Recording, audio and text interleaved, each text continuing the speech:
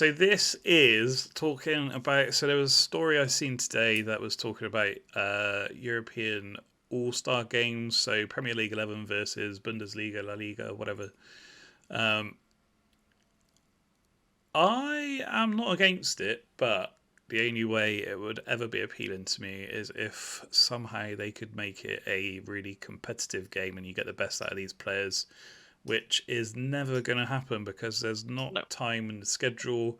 Players are worth too much money to risk injury, etc., etc. So I don't think it's possible. I don't think it'll happen. It's an American thing, isn't it? And I think completely that against it. I don't know how to pronounce Completely his last against it. name, but that Todd Is it Bowley. Bowley? Bowley? Yeah. He's trying to get it going, isn't he? Because he probably wants to earn a couple of quid off of setting it up or something. But I get it. He wants to make some money back. He's just bought Chelsea and spent a ridiculous amount of money, and his team is still dumb. yeah, But it doesn't work. Football, especially our football, and I mean that the real football, the proper football, is too tribal for one, it because is too tribal. Yeah. we wouldn't be able to come together for it. It would have to be done in the off season, and the players don't get an off season anymore anyway. Can you Um, imagine an Arsenal fan and a Tottenham fan cheering on this Premier League 11? but just It imagine would never Saka happen. with. I know it's different with England because that's when like You've got a separate patriotic tribe takes there, over, haven't you? doesn't Like it? yeah. Yeah, you know, it's your nationality. But I don't ever want to see an All Star game No. ever. Well, I think you've made your point quite clear there. And anyone who does should move to America and watch the World Series, where just American teams play against each other, and call it the World Series. I think there's one And or two Canadian teams in there, mate. that's North America, isn't it? Yeah, true. It's just 52nd state, isn't it? Or 51st state, sorry. Yeah, and I think there's some Mexicans, but that's South America or whatever it is. So it's all part of North America. But you get my point. They create sports and then call it the World Series where they play against each other Yeah. to make money. Yeah, I Um, agree. which is fine. You do you. Don't drag your crap over here. Don't you don't stroll into a place and then in your first day start telling people how stuff's done. You soon get kicked back out the door. So I wouldn't So be surprised if Todd Bowley was watching. Have you got a message for Todd? I actually know Todd quite well. Actually, me and T Dog. He T-Dog. knows my thoughts on the whole thing. Shove your American crap up your ass, basically. But Fair play for buying Chelsea. Good on you. You're doing it for money, not doing it for the goodness of your heart. But stick to your lane. Go back and watch baseball if you like, bud. But don't try and change our game. as a little fun side spin, we did decide to put together a Premier League 11. So I want to say I've actually tried to think about it from an actual managing point of view, and I know it sounds stupid because I'm just a Saturday League footballer, but I've tried to pick a team not just off the names who are the best supposed players, but a team I actually think would work. And so I've gone for a 3-4-3 in the sense that I've gone for a back three that'll be able to play high, but I'll go for it as it comes through. yeah, okay. Edison, for me, the reason I think Edison is the best keeper in the league is because you don't ever see him do anything. I know how ridiculous that sounds. That does sound But he keeps the ridiculous most because City keep the ball so long. That's why you don't see him do anything. He keeps the most clean sheets. He's got the best distribution. He actually makes a fair few saves. Like Does he? It's not like he's one of those who does nothing. Yep. I am surprised by one name in here because I know how much you are an Arsenal fan and how much. You're surprised at Saliba then, are you? No, I'm surprised at Martinez actually. So But I like Right. him. I like he's played well. He's played better than I thought he would have in the first part of the season. I think he's another one. He's tenacious. Put him alongside a proper defender not just a proper defender, an organizer, and he'll do you a great job. And the reason I've gone for this three, I don't think anyone can argue Saliba's been up there with the best defenders in the league this season. That's not just as an Arsenal fan. Top player. He Rolls looks Royce. like a Rolls Royce already, doesn't he? Yeah, absolutely. Where's Van he been for Dijk, the last couple of years? out on loan. Just the management obviously knew what they were doing. So perfect progression, I would say, because now he's ready. Yeah. And he's smashing it up. Van Dijk, I know people might say that he hasn't been at his best this season, but you're telling me that he is not the out-and-out best defender. And like I said, it's a mixture of people who deserve it this season. And if I had to send soldiers out tomorrow, I'd have Van Dijk in there every single day. Some of these players have got credit in the bank, haven't they, from last season and stuff, and just Yeah, and you've got to look at it as like I know it's a broken record, but if I had to put my life on winning a game tomorrow, Van Dijk's in there every day. Yeah. And the reason I've gone for the back three that I have is I think they're capable of playing right on the halfway line, almost Liverpool style.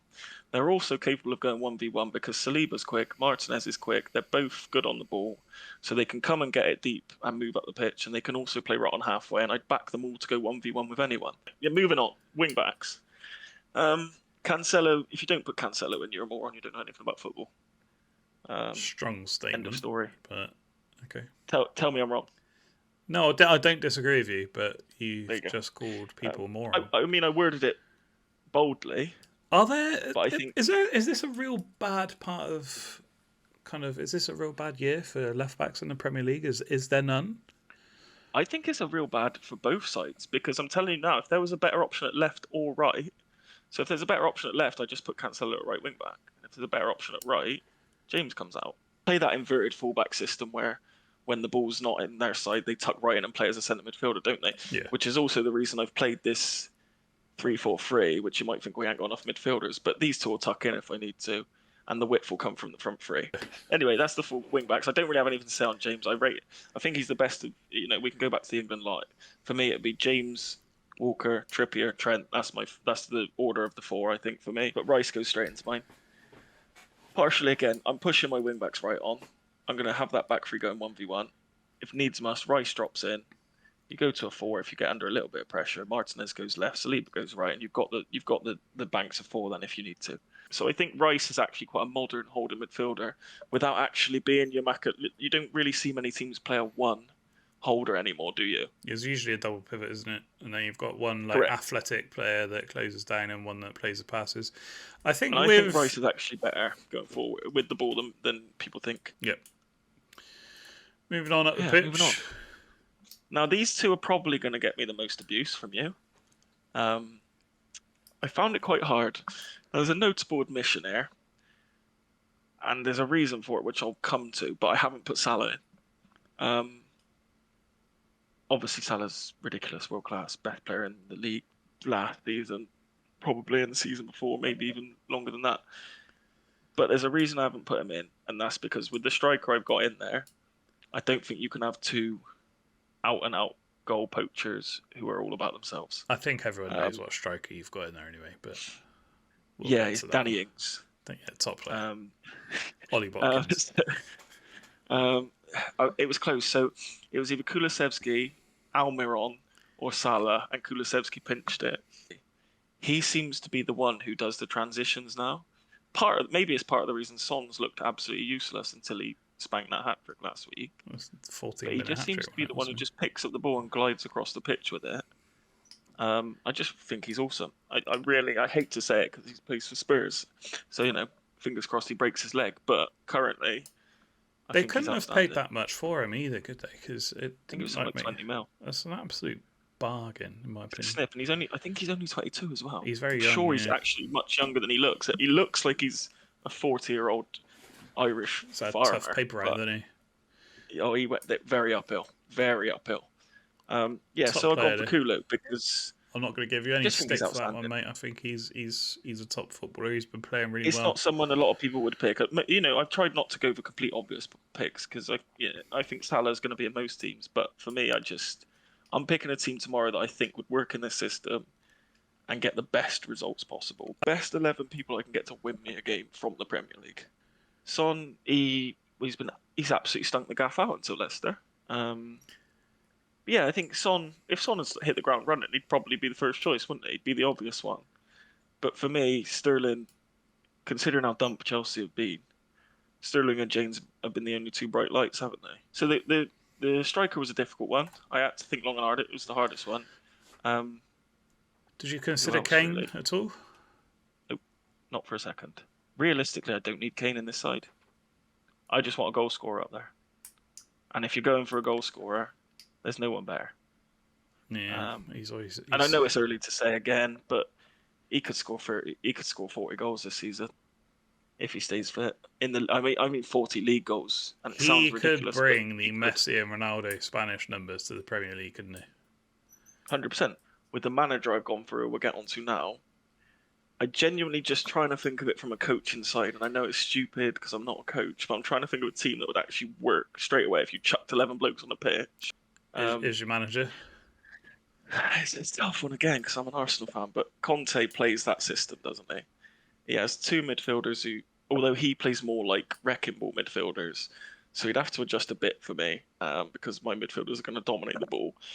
But I think he's perfect for setting up the three at the back and having your wing backs play high, and then like a sort of narrowish front three. Yeah. Yeah, that's my side.